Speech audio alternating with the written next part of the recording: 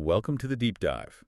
Today we're looking at one of North America's most paradoxical creatures, thanks to all the sources you sent in on the swift fox. It's a fantastic topic. Right. It's an animal that's named for its incredible speed, but at the same time, it's so elusive that people call it the ghost of the prairie. And that's really the perfect entry point. We're unpacking the life of the swift fox, Vulpes velox, and the hook is just so compelling.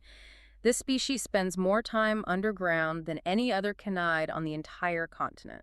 That burrowing lifestyle must be a huge advantage, and yet we have to get to this alarming fact right away. They used to be everywhere on the Great Plains, but they almost completely vanished by the 1930s. Vanished is the right word. In Canada, they were extirpated. Extirpated. Meaning completely gone from the wild. The fact that a species so widespread, seemingly resilient could just disappear that quickly. It tells you something immense and sudden happened to their ecosystem. Okay, let's unpack this. We have to understand the animal before we can really grasp the catastrophe. How did the fastest fox in North America almost get wiped out? So let's start with what they look like. The physical profile.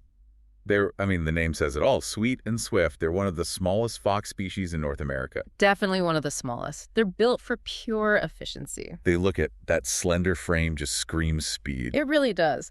They typically stand only about 30 centimeters tall. Wow, that's tiny. And they weigh around 2.5 kilograms. So remarkably small.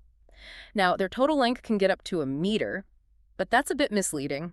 How so? Because their long, bushy tails account for about half of that entire body length. Half. Just the tail. Yeah, and that tail is absolutely critical. It acts as a stabilizer when they're hitting those 60-kilometer-per-hour sprints. So you're basically looking at an animal that's mostly long legs, a huge tail, and these incredible, oversized sensory organs. Precisely.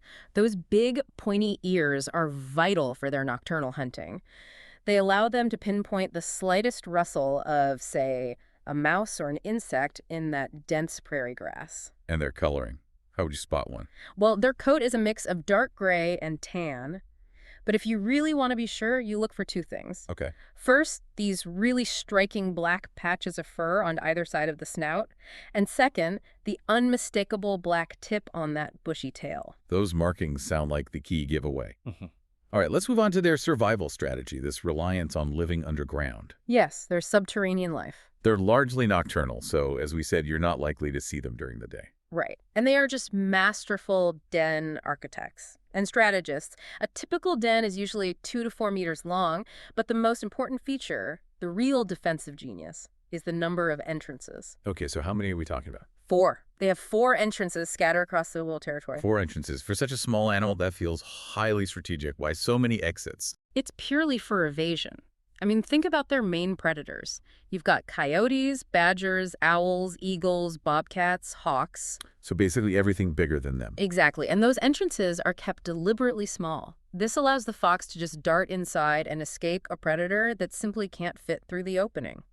Or, a predator that can only guard 1 or 2 exits at a time. The sources also said they're nomadic. They use up to 13 different dens in a single year. That sounds exhausting.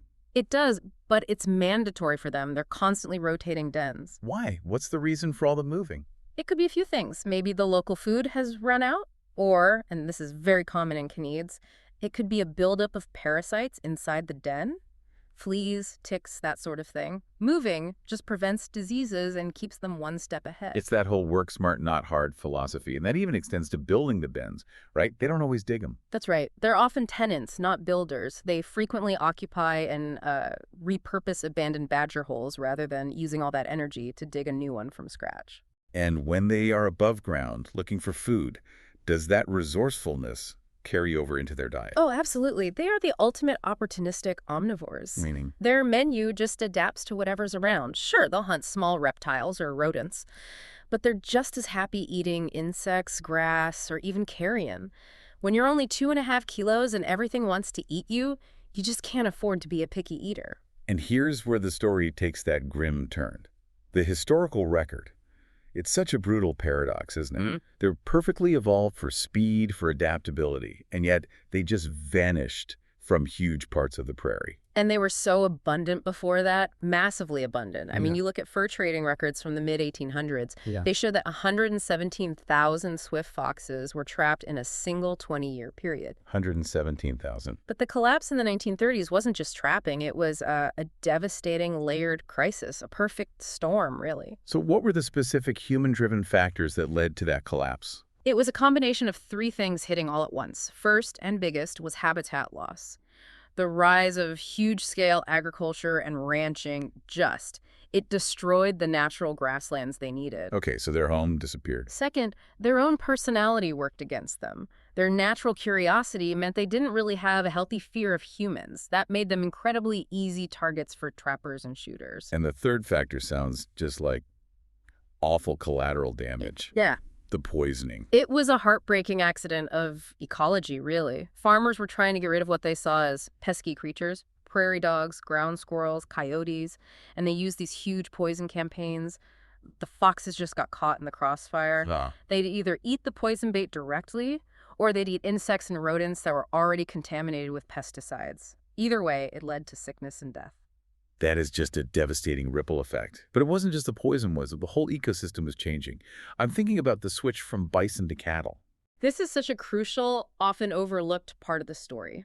When commercial cattle replaced native bison as the main grazer on the prairies, the entire ecosystem fundamentally changed.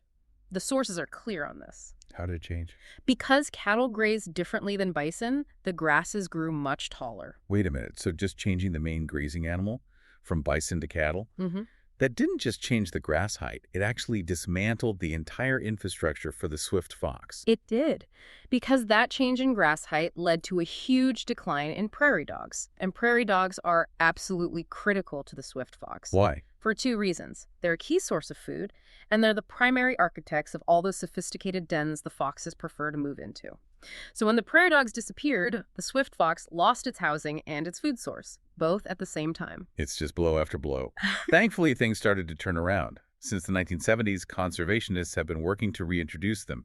Yes, tireless work, primarily on the Canadian prairies, with releases in places like Grasslands National Park, which now holds about 1/6 of the entire Canadian population. And how's the recovery going?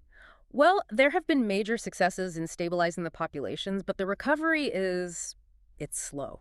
Yeah. And it's highly fragmented. Today, swift foxes still occupy less than half of their historic range in the U.S., and they've recovered less than 10% of their historic range in Canada. Wow, less than 10% in Canada. So they're still facing major challenges. They are. Habitat fragmentation is still a huge problem, and so are those sporadic poisoning incidents. So with all that in mind, what does this recovery or, the lack of a full recovery tell us? What role do they play now that makes their survival so important?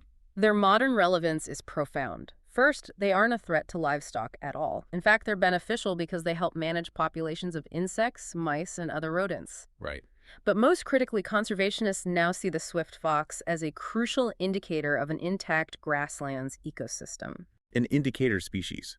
So their survival is tied directly to the health of the entire prairie system. Precisely. You don't just conserve the fox for the fox's sake. When you conserve habitat that's suitable for the swift fox, you're helping countless other species that rely on that same delicate, open environment. Their story really is the story of the prairie itself. The swift fox is just such a powerful lesson in how fragile an ecosystem can be.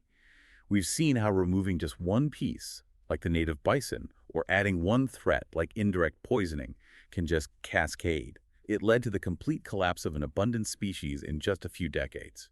The takeaway really is that interconnectedness. We took away the infrastructure, the prairie dogs' dens, and we took away the native grazers, and in doing so, we created an environment that just became totally inhospitable for them. So here's a final thought. Considering their critical role as an indicator species, if the swift fox population is still struggling to regain its territory almost a century later, what does that reveal about the health of the North American prairies that we aren't seeing above ground? What unseen pressures are still holding back the ghost of the prairie? That's something definitely worth looking into further.